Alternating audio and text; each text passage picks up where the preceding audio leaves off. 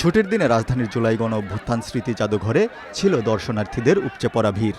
৭ জুলাই শনিবার বিকাল ৩টায় দর্শনার্থীদের জন্য জাদুঘর খুলে দেওয়ার কথা থাকলেও এর আগেই মূল ফটকে দর্শনার্থীদের দীর্ঘ সারি দেখা যায়। টিকিট পেতে দর্শনার্থীদের অপেক্ষা বেড়েছে, পোহাতে হয়েছে ভোগান্তি।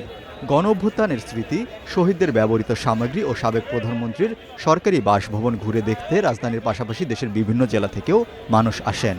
তবে অতিরিক্ত দর্শনার্থীর চাপে কিছুটা বিশৃঙ্খলা তৈরি হয়। ৭ আগস্ট দুপুর ২:৩০টার দিকে জাদুঘরের মূল প্রবেশ ফটকে দেখা যায় টিকিটের জন্য শত শত মানুষ লাইনে দাঁড়িয়ে অপেক্ষা করছেন। তীব্র গরমে দুর্ভোগে পড়েন অনেকেই। তাদের অভিযোগ, দীর্ঘ সময় লাইনে দাঁড়িয়েও টিকিট মিলছিল না। উত্তেজিত কয়েকজন জোর করে টিকিট কাউন্টারের ভেতরে ঢুকে পড়েন। পরে দায়িত্বরত নিরাপত্তারক্ষীরা পরিস্থিতি নিয়ন্ত্রণে আনেন।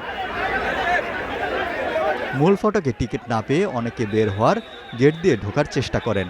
এতে সেখানেও ভিড় জমে যায়। জাদুঘরের কর্মীরা তাদের ফিরিয়ে দেওয়ার চেষ্টা করলে তাদের সঙ্গে বাগবিতণ্ডায় জড়িয়ে পড়েন অনেকে। ৩টার পর দর্শনার্থীরা ভেতরে প্রবেশ করতে শুরু করেন। জাদুঘরের বিভিন্ন গ্যালারিতে জুলাই গণঅভ্যুত্থানের আলোকচিত্র, শহীদদের ব্যবহৃত বিভিন্ন সামগ্রী, নথিপত্র, ভিডিও চিত্র এবং ঘটনার ধারাবিবরণী প্রদর্শন করা হয়েছে। জাদুঘর সূত্র বলছে, অতিরিক্ত দর্শনার্থীর চাপ সামাল দিতে গতকাল রাতেই তড়িঘড়ি করে ২০ জনকে নিয়োগ দেওয়া হয়েছে। তাদের কোনো ধরনের প্রশিক্ষণ দেওয়া হয়নি।